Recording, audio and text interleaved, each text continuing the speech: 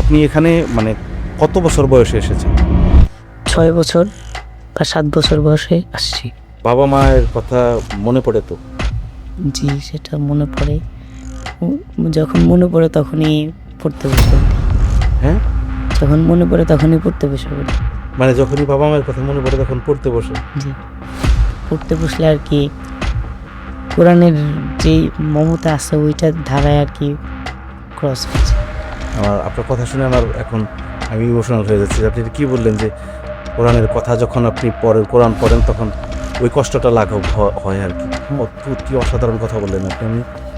আমি এই জন্য বলি যে আসলে প্রত্যেকটা মানুষের মধ্যে আল্লাহ যে কি দিয়ে দিয়েছেন ওটা একমাত্র আল্লাহ জানেন আসলে।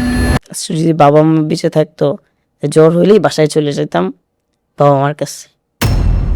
বাবা মা এই যত্নটা করতো। আর বাবা মার না থাকাকালীন যে কষ্টটা লাগতেছিল ওই দিন রাত্রে চোখ দিয়ে অঝরে পানি পড়ছে।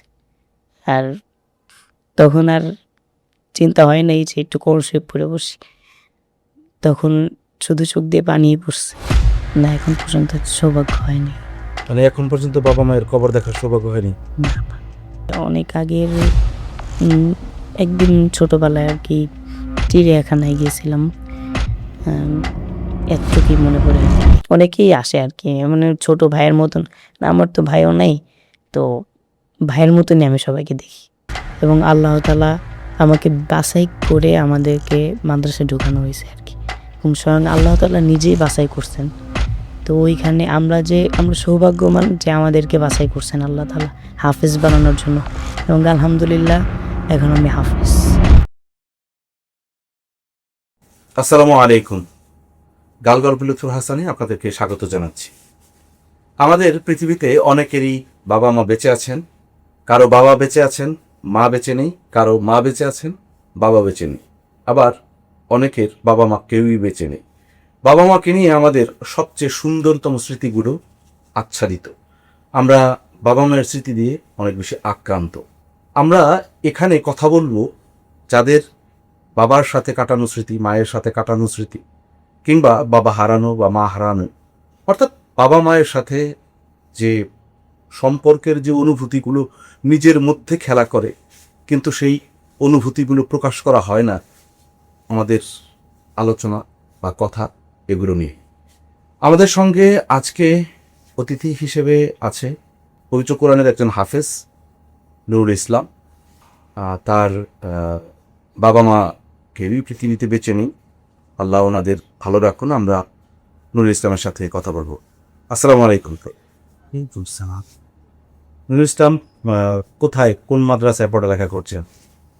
60 ফিট দারুল উলুম তাহফিজুল কোরআন হাফিজ মাদ্রাসা পড়াশোনা কিসে? হেমচু বিভাগ। হেফজ বিভাগ মানে কমপ্লিট? জি, কমপ্লিট পুরোপুরি না, শোনাইতেছে। মানে এটা প্রক্রিয়াটা কি, কেমন?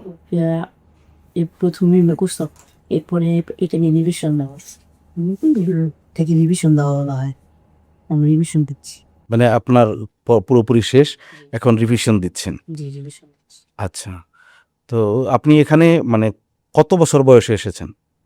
6 বছর বা 7 বছর বয়সে আসছি। দেশের বাড়ি কোথায়? কিশোরগঞ্জ, কিশোরগঞ্জের কোন জায়গায়? কটিয়াদি থানা। কিশোরগঞ্জের কটিয়াদি থানায় আপনার বাড়ি। তো আপনাকে এখানে কে দিয়ে নিয়ে এসেছে এখানে? আমার বোন কিশোরগঞ্জ থেকে আমার দাদা নিয়ে আসছিল, বোনের কাছে দিছে এবং বোন মাদ্রাসায় দিয়ে গেছে আর কি। মানে এটা কি মাদ্রাসা, কি এটা কি এতিমখানা? জি। এখানে সবাই এতিম? জি। মানে যাদের বাবা মা বেঁচে নেই আর কি। জি। তো এই আপনাকে যেদিন রেখে যায়, হ্যাঁ, সেদিন আপনার মনে পড়ে? জি, সেদিন আমি পুরো বিকেলে কান্না করছি। বিকেলে দিয়ে গেছে, বিকেল থেকে সন্ধ্যা থেকে রাত হুজুরকে পাশে বসে আমাকে চা খাওয়াইলো এবং অনেক আদর করলো আর কি। বুঝাইলো যে হাফেজ হলে কি দাম, হাফেজের মর্যাদার কতটুকু। এবং আল্লাহ তাআলা আমাকে বাছাই করে আমাদেরকে মাদ্রাসায় ঢোকানো হয়েছে আর কি। এবং স্বয়ং আল্লাহ তাআলা নিজেই বাছাই করছেন। তো ওইখানে আমরা সৌভাগ্যবান যে আমাদেরকে বাছাই করছেন আল্লাহ তাআলা হাফেজ বানানোর জন্য। এবং আলহামদুলিল্লাহ এখন আমি হাফেজ। আলহামদুলিল্লাহ। জি। তো বাবা মায়ের কথা মনে পড়ে তো? জি, সেটা মনে পড়ে। যখন মনে পড়ে তখনই পড়তে বসে পড়ি। হ্যাঁ, যখন মনে পড়ে তখনই পড়তে বসে পড়ি। মানে যখনই বাবা মায়ের কথা মনে পড়ে তখন পড়তে বসেন? জি, তো পড়তে বসলে আর কি কোরআনের যেই মমতা আছে ওইটার ধারায় আর কি ক্রস হয়ে যায়।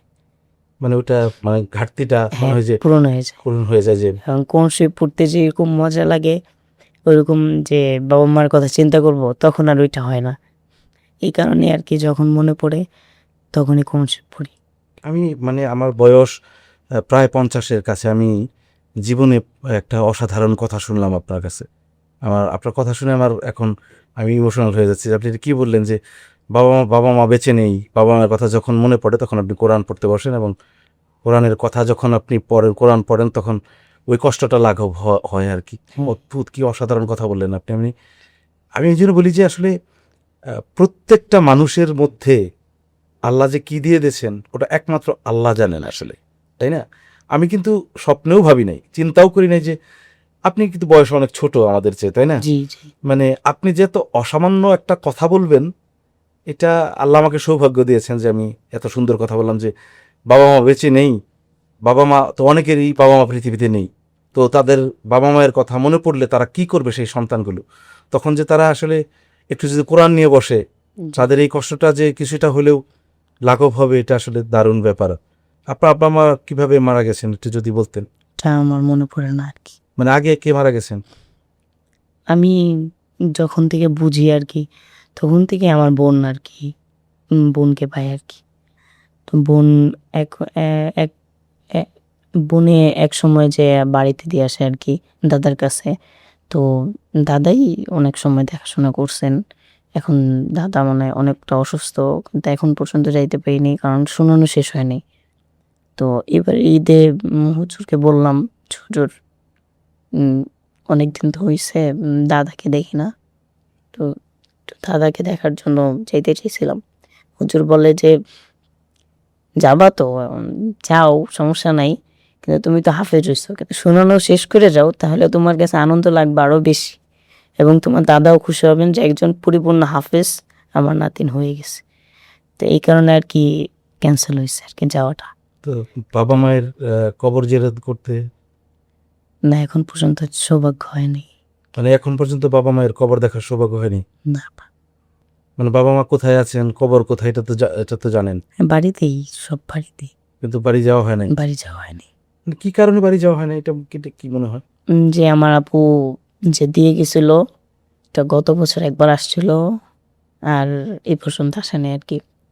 তো উনি একবার এক কথাই বলছে যে দেখো তোমাকে তো অনেক দিন আমি রাখছি, এখন আমার তো বিয়ে হয়ে গেছে, তো আমি আর তোমাকে রাখতে পারতেছি না।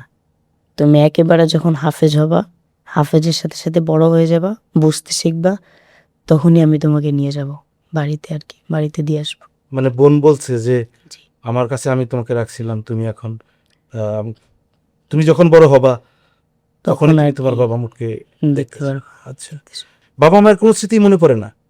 হ্যাঁ, মনে পড়ে যে অনেক আগের উম, একদিন ছোটবেলায় আর কি চিড়িয়াখানায় গিয়েছিলাম। আম, এতটুকুই মনে পড়ে আর কি। বাবা মার সে সাথে চিড়িয়াখানায়? চিড়িয়াখানায় আমার বাবার কোলে বসছিলাম আর কি। ও তখন একটা বাঘ সামনে আসছিল, তখন আমি কান্না করতেছিলাম। এরপরে আর কিছু মনে পড়ে মনে না। পড়ে না? যে বন্ধুরা বা যারা একসাথে আছেন আপনারা হেফজতে, মাদ্রাসায়, তো ওদের সাথে আপনারা মানে বাবা মাকে নিয়ে গল্প করেন না? ওদের তো বাবা মা আছে অনেকেই, আবার অনেকের নাই। যাদের নাই তারা আমার সাথে থাকে আর কি, আমরা সব একসাথে থাকি। যে মানে যাদের মাদ্রাসায় যাদের বাবা মা নেই তারা আপনার সাথে থাকে একসাথে? জি, মানে তখন আপনার কথা তখন আর কি তো যেহেতু আমি একটু বুঝতে শিখছি, সেহেতু আমি তাদেরকে বুঝাই। তারা সবাই যেহেতু আমার ছোট, তাই আমি বুঝাই। আর ওইরকম কোনো প্রশ্ন উঠলে বা কথা উঠলে তখন আমি এটাকে এড়াই চলি বা তাদেরকে বুঝতে দিই না, তখন অন্য টপিকে চলে যাই। বা তখন আর কি ওদেরকে একটু বিনোদন দেওয়াটাই আমি মনে করি ভালো, ভালো মনে করি আর কি। তখন ওইটাই করি। মানে ওদের ওদের যখন মন খারাপ হয়, ওরা যখন বাবা জি, মার জি, কথা বলে, জি। কেউ এসে মানে মানে কষ্টের কথা বলে না? কষ্টের কথা যারা আসে তারা তো শুরু থেকেই বলতে থাকে যে বাবা দিয়ে গেছে বা মা কেউই নাই। তো দাদা আছে, কারো নানা আছে, নানি আছে। তো তাদেরকে বাসায় যে রাখে, বাসায় রাখার কারণে অনেক বকাঝকা শুনতে হয়। এই কারণে আর কি মাদ্রাসায় দিয়ে গেছে। মাদ্রাসাটাকে এখন ফ্যামিলির মতো মনে হয়। এই কারণে আর কি বাসার কথা ওরকম মনে হয় না। আর তোমার মতো মানুষ থাকলে তার কথাই নেই। তো এরকম অনেকেই আসে আর কি, মানে ছোট ভাইয়ের মতন। না, আমার তো ভাইও নাই, তো ভাইয়ের মতনই আমি সবাইকে দেখি। যে ভাইয়ের মতো দেখি এবং মনে হয় যে এগুলো সবাই আমার নিজের ভাই। এবং তাদের তাদের যে সেবা যত্ন, আমার যখন আমার একবার জ্বর হয়েছিল এই কিছুদিন আগে, জ্বর হয়েছিল, রাত্রেবেলা উঠা দেখি যে দুজন আমার পাশে শুয়ে রয়েছে, আর ওইটা আমি জানি না। তো দেখি যে ফ্যান চলতেছে আর ওনারাও ঘুমাইতেছে আর কি পাশে। তখন আমি উঠা একটু মাথায় পানি দিলাম, এরপরে দেখি যে ওরা শীতে কাঁপতেছে। আমি তো ফুল স্পিডে ছাড়ি নাই, ওরা আর কি বুঝে নাই যে কমাই দিতে হবে, তো ওরা ওইভাবেই শুয়ে আছে। তো আহ, আশেপাশে কিছুই নাই। পরে আমারও তো অনেক ঘাম ছুটতেছে, পরে আমি নিজে ফ্যানটা অফ করে দিলাম। তখন ওরা আবার উঠা পড়ছে, উঠা বলতেছে যে সুস্থ হয়ে গেছো? বলছে হ্যাঁ, আমি তো সুস্থই, অসুস্থ হয়ে থাকবো নাকি? পরে বললো যে ও তাহলে চলো আমরা সবাই একসাথে ঘুমাবো এখন। পরে ফ্যানটা অফ করেই তখন একসাথে ঘুমাইছি। আর মশা তো থাকেই, মশার কামড়ও খাইলাম। আর তখন ওই দিন ওই রাতটা আর ঘুমানো হয় নাই, গল্প করতে করতেই 4টা বেজে গেছে আর পড়ার সময় হয়ে গেছে। তো ওরা পড়তে চলে গেছে কিন্তু আমি যাই নাই আর কি। তখন আমার অনেকটা খারাপ লাগছে যে যদি বাবা মা বেঁচে থাকতো, জ্বর হইলেই বাসায় চলে যেতাম বাবা মার কাছে, বাবা মা এই যত্নটা করতো। আর বাবা মার না থাকাকালীন যে কষ্টটা লাগতেছিল ওই দিন রাত্রে, চোখ দিয়ে অঝরে পানি পড়ছে। আর তখন আর চিন্তা হয় নাই যে একটু কোল শুয়ে পড়ে বসি, তখন শুধু চোখ দিয়ে পানিই পড়ছে। আর ওরা কোন শুয়ে পড়ছে, হুজুরে ডাইকা বললো যে নুর ইসলাম তোমার তো জ্বর অনেকটা কমছে, তো তুমি কান্না করতেছো কেন? এখন তো তোমার গায়ে জ্বর নাই। বলছে না হুজুর, ঘামছি তো ওই ঘামের কারণে আর কি পানি। না তুমি তো কান্না করছো, তোমার চোখ লাল হয়ে গেছে, কান্না করো কেন? কান্না করো না। পরে হুজুরে পাশে নিয়ে বসাইলো, দেখলো যে জ্বর নাই। পরে হুজুরের ঘরে, হুজুরের অফিস রুমে ফল ছিল, কিছু ফ্রুট কালকে রাত্রে রাত্রে আর কি কিনা রাখছে, তো ওইটা আমাকে দিল, খাইলাম। তখন আমার বাবার কথা অনেক মনে পড়ছে। যদি বাবা থাকতো তাহলে এই কাজটা আজকে বাবাই করতো। বাবা না থাকে কারার কষ্টটা কিছুদিন আগে না বুঝলে এখন অতিরিক্ত বেশি বুঝতেছি আর কি। তো এই কষ্টটা যেন আল্লাহ তাআলা অন্য কাউকে না দেয়, আমি আল্লাহ তাআলার কাছে দোয়া করব। তোমার বয়স কত এখন? 16 বছর। 16 বছরের একটা তরুণ ও কিশোরী, কিশোর বলি আর কি, এদের এদের মধ্যে কিন্তু এই ম্যাচিউরিটি নাই। যে গল্পটা আমরা শুনলাম, যে কথাগুলো শুনলাম, 16 বছর বয়সের কারণ হচ্ছে এই ম্যাচিউরিটি নাই যে কার বাবাকে এইভাবে এইভাবে সে মনে করে এবং কি তার জুনিয়রদেরকে এইভাবে আগলায় রাখে। নিশ্চয়ই আপনার জন্য আল্লাহ তাআলা একটা বড় পুরস্কার রাখছে ইনশাল্লাহ। আমরা নুরুল ইসলামের কথা শুনলাম, একটা কথাও বানিয়ে বলা কথা না। আমার এই আয়োজনের নাম গালগল্প লুৎফর হাসান। কেন জানেন? আমরা প্রত্যেকেই আজকাল সমাজে নিজেদেরকে মনে করি যে আমরা নিষ্পাপ, আমরা নির্দোষ, আমরা নির্ভুল, আমাদের কোনো ভুল নেই। এবং এই নির্ভুল থাকার পেছনে আমাদের নানান ধরনের যুক্তি থাকে। তো আসলে আমরা কিন্তু ভুলে ভরা মানুষ।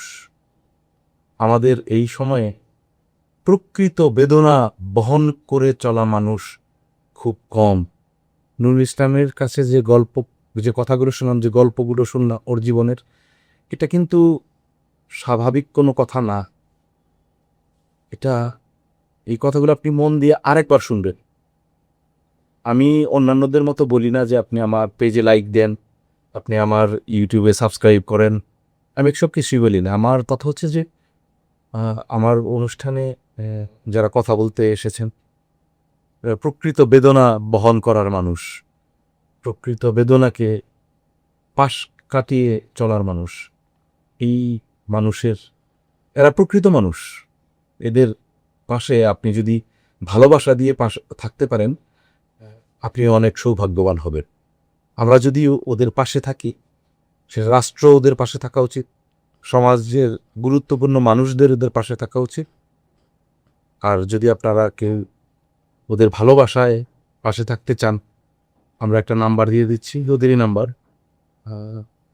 দক্ষিণ পীরেরবাগ, আমতলা, মিরপুর, ঢাকা 1216, 01736857701। HSM কামরুল ইসলাম সিদ্দিকী, পরিচালক ও প্রধান শিক্ষক। ও যে অ্যাড্রেসটা বললো, এটা আমরা ভিডিওতেও দিয়ে দেব। এই আপনারা ওদের যদি ভালোবাসায় পাশে থাকতে চান, নিশ্চয়ই ওখানে সরাসরি যোগাযোগ করবেন। তনুর ইসলাম, কষ্ট করে আসার জন্য অনেক ভালোবাসা। আমি আপনার কাছে ঋণী হয়ে গেলাম এই কারণেই যে আপনার কাছে আমি নতুন কিছু কথা শিখলাম। এই কথাগুলো আমি এর আগে কখনো শুনি নাই। আমি বিশ্বাস করি যারা আপনার কথা শুনবে তারাও এই কথাগুলোকে মনে করবে যে এর আগে কখনো এইভাবে শুনে নেয়। আল্লাহ আপনাকে ভালো রাখুন, আমাদের জন্য দোয়া করবেন। ইনশাআল্লাহ। আসসালামু আলাইকুম। ওয়ালাইকুম আসসালাম। আমরা কথা বললাম নুরুল ইসলামের সাথে, তার বাবার সাথে স্মৃতি, তার মাকে নিয়ে কথা, তার জীবনের, আমাদের তো সকলেরই বাবা মাকে নিয়ে অজস্র স্মৃতি। ওর আসলে স্মৃতি সেইভাবে নেই, যেটুকু আছে সেটুকু সে অবলম্বন করে বাঁচে। যত তার বয়স হচ্ছে সে তত মনে করছে। আপনার যদি বাবা মাকে নিয়ে কোনো কথা বলতে ইচ্ছে করে, আপনি আমাদের সাথে যোগাযোগ করবেন, আমরা কথা বলব। ভালো থাকবেন, সুস্থ থাকবেন, আবারও কথা হবে ইনশাল্লাহ। আল্লাহ হাফেজ।